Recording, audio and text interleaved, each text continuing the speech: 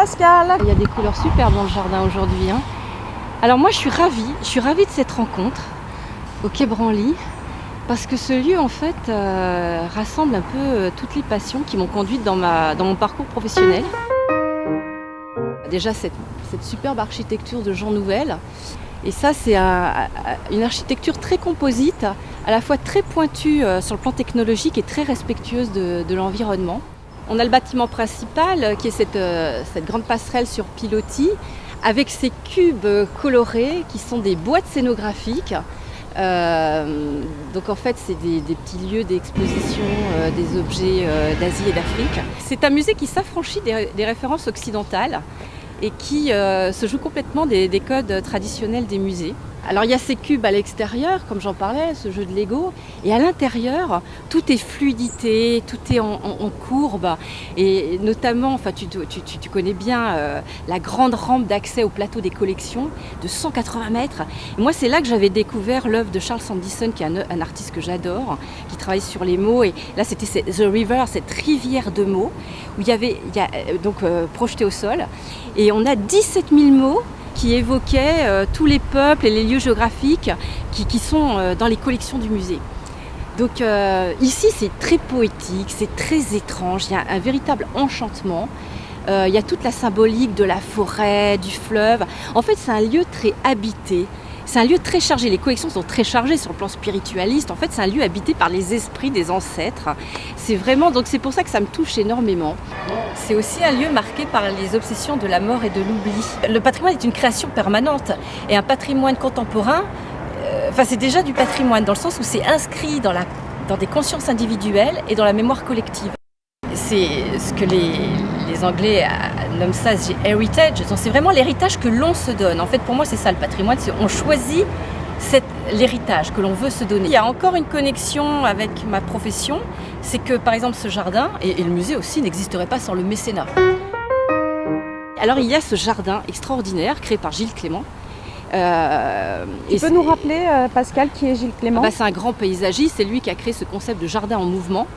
Et le jardin en mouvement, c'est toute une philosophie du jardin où le jardinier, en fait, ne cherche surtout pas à dominer la nature. Il est en observation et c'est une philosophie de la coopération avec la nature. Et plus largement, et ici donc c'est une terre de liberté pour les plantes. Et plus largement, Gilles Clément a inventé aussi ce concept de jardin planétaire. Et donc il y a eu cette grande expo pour les festivités de l'an 2000 dans la grande halle de la Villette, une expo extraordinaire. Et le jardin planétaire, là, ça va encore plus loin parce que Gilles Clément, ce qu'il nous dit, c'est que la planétaire est un grand jardin qui est clos en fait, et justement il faut absolument que l'homme comprenne que ses ressources ne sont pas extensibles à l'infini, qu'il faut le protéger, respecter, ce jardin planétaire. Donc ici c'est un lieu d'exemplarité de toute cette philosophie verte, on peut dire. Dans un jardin, moi je me sens comme Alice au pays des merveilles chaque fois, tu vois, c'est... Tu me mettras ça. Oui, alors donc il s'agit de missions assez longues qui durent 6 mois, 1 an, voire 2 ans. C'est pas être consultant, c'est répondre à un cahier des charges, donc apporter les solutions optimales à une demande exprimée. Donc c'est pas une intervention d'une après-midi, c'est pas du clé en main. Il faut vraiment aller sur le terrain, faire beaucoup de recueil de données, d'informations. Comme je disais déjà tout à l'heure, des interviews. Et après, il faut traiter tout ça. Donc à la fois, il y a un aspect management, effectivement, à la fois du dossier et puis être en projection sur du management, conduite de projet.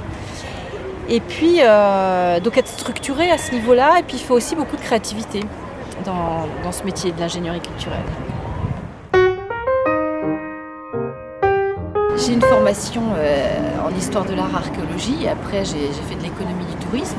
Donc une partie de mes études à Strasbourg, où j'ai vécu 11 ans, et après je suis partie à Aix-en-Provence, au CEDERS d'Aix-en-Provence, la fac de Sciences Éco, qui est reliée à la fac de Sciences Éco, où j'ai travaillé sur les journées du patrimoine, en ville sans ma voiture, et après je suis indépendante donc en entreprise individuelle depuis 11 ans maintenant, depuis 2003. Mais les références que j'ai notées sur le site, il y en a beaucoup d'autres parce que j'ai participé aussi à rédiger des textes sur des concours d'archives. J'ai fait plein d'autres choses où je briefais des chargés d'études, etc. Donc que c'est un métier tellement pluriel, tellement où on s'ennuie jamais. Moi, j'ai l'impression d'apprendre. Je donne beaucoup, mais je reçois énormément dans ce métier.